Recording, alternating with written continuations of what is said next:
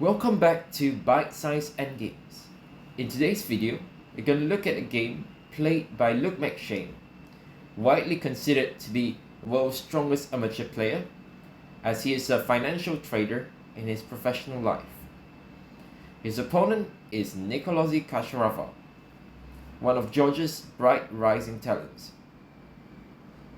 In this position, Luke is a pawn up, but Black's pieces are very active. In particular, his rook is placed perfectly, and Black King is also very active.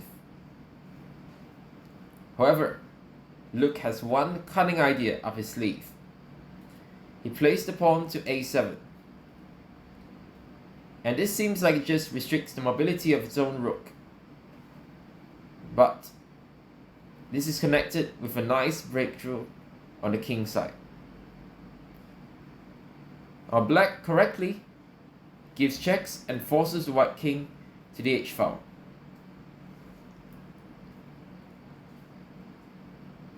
And here, Luke comes up with a nice idea.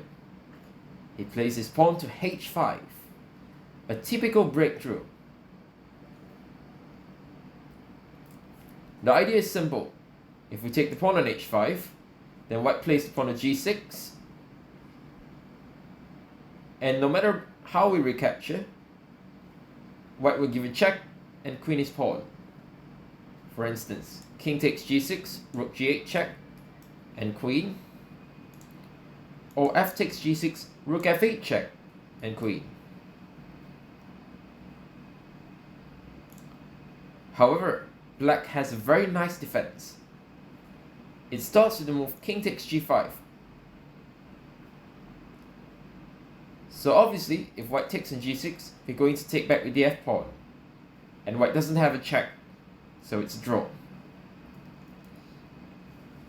However, white's idea is to play the move h6.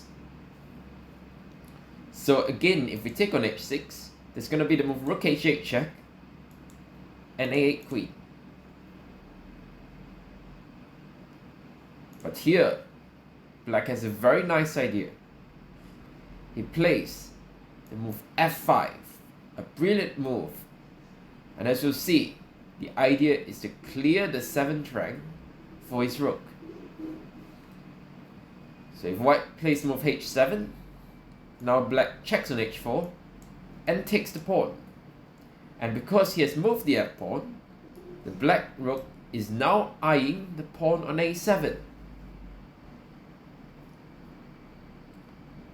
So, after f5, white should try the move king g3. But now, we see another important point of Black's idea. He gives checks.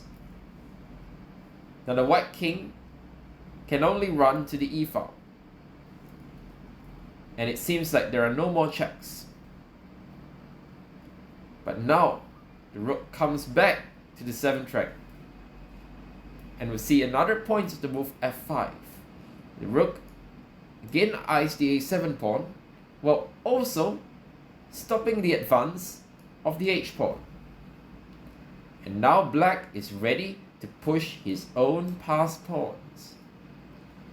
For instance, after king c4, f4, king c5, f3, king b6.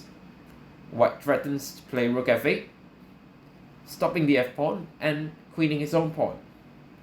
But here, Black draws quite simply by giving side checks and going back. And white cannot make any progress.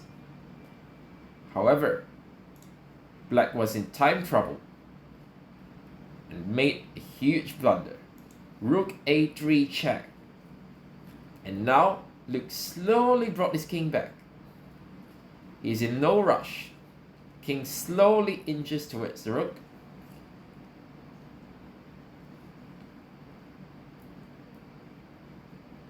And now, if we check on a2, then simply king b1. And the h-pawn goes through. So Black took on h5.